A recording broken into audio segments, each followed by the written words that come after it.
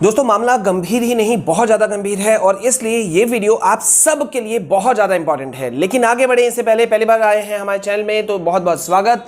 Once again welcome back to your own channel. Guys अभी इस वक्त जो मैं आपको अपडेट देने वाला हूं it's shocking, really very much shocking और इस पर ध्यान देने की जरूरत है, बहुत ज्यादा ध्यान देने की जरूरत है। क्या आपको पता है कि सिर्फ एक महीना, पिछला एक महीने के अंदर में अकेले अगर हम हिमाचल की बात करें तो ओवर 550 स्टूडेंट्स जो हैं वो कोविड पॉजिटिव हो गए हैं।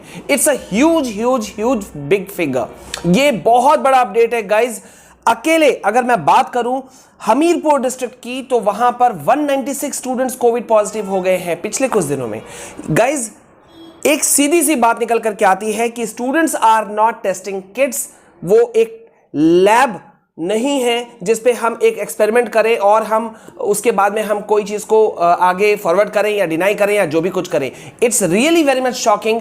अभी हिमाचल का एग्जाम्पल एंड देन आप एग्जाम्पल ले लो कर्नाटक के कोडागु के जवाहर नवोदय विद्यालय का, जहां पे 32 स्टूडेंट एक साथ कोविड पॉजिटिव हो गए। बड़ा सवाल है गाइज कि यहां पर हम आखिरकार क्या प्रूफ करना चाहते हैं, सीबीएसई या आईसीएसई क्या प्रूफ करना चाहती है।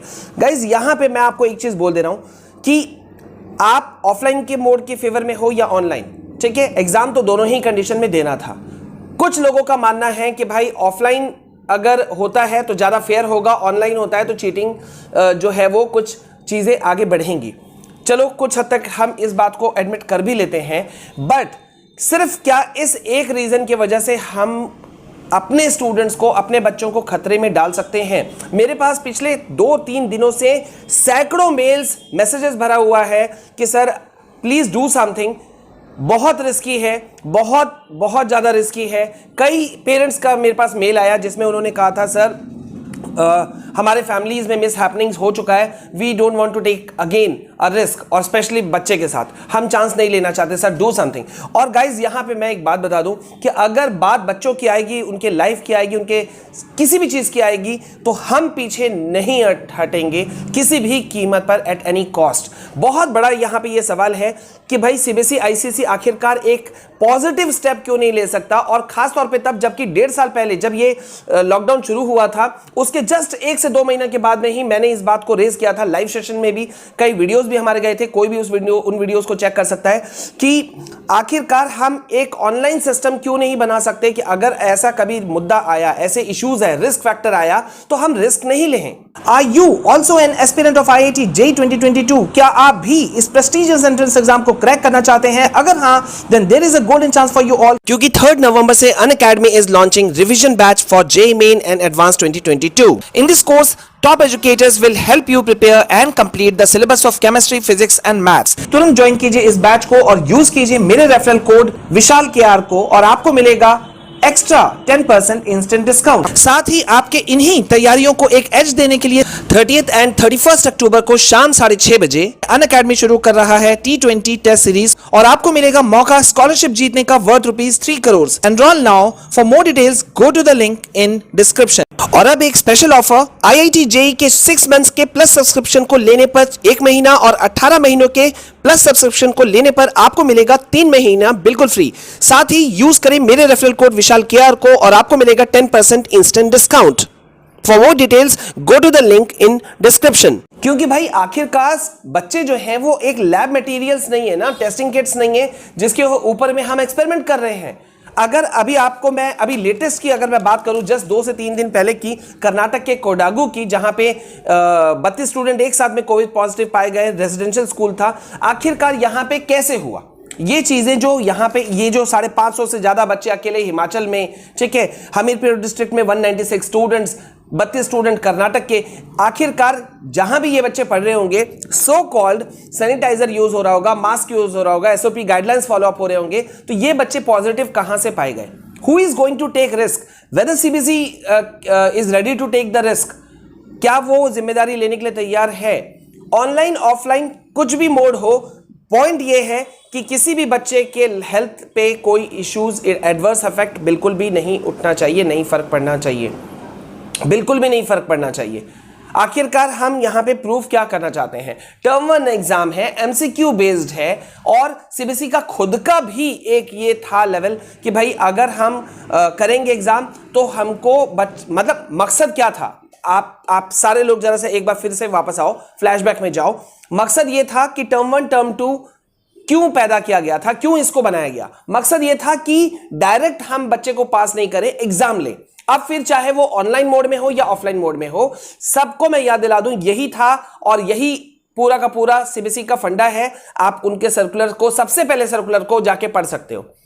और इसी वजह से सीबीएसई ने खुद भी कहा था कि अगर किसी वजह से बच्चे स्कूल नहीं जा सके या इश्यूज रहा तो हम ऑनलाइन वे में टर्म 1 एग्जाम्स को कंडक्ट कर लेंगे। ये सीबीएसई ने खुद कहा था, या आईसीएसई ने खुद कहा था। और यही वजह है कि 9 सितंबर को आईसीएसई बोर्ड अपना एक सर्कुलर निकालता है और उसमें पहले ही बोल देता है कि भाई ऑनलाइन ऑफलाइन मोड हम रेडी हैं।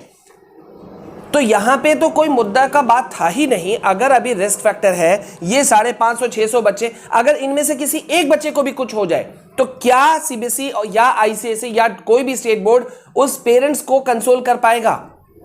बहुत ही सीरियस इश्यू है, हम इसे इग्नोर या अनदेखा नहीं कर सकते। मैंने एक बहुत फेमस यूट्यूबर का वीडियो देखा जिन्होंने हमारे साथ शेयर किया है कि भाई उनका सीधा सीधा कहना था कि अगर सीबीएसई ये जिम्मेदारी लेती है, सरकार ये जिम्मेदारी लेती है कि कुछ भी नहीं होगा, देन गो फॉर इट, बिल्कुल लो। और अगर आपको लगता है कि रिस्क फैक्टर है तो बिल्कुल मत लो।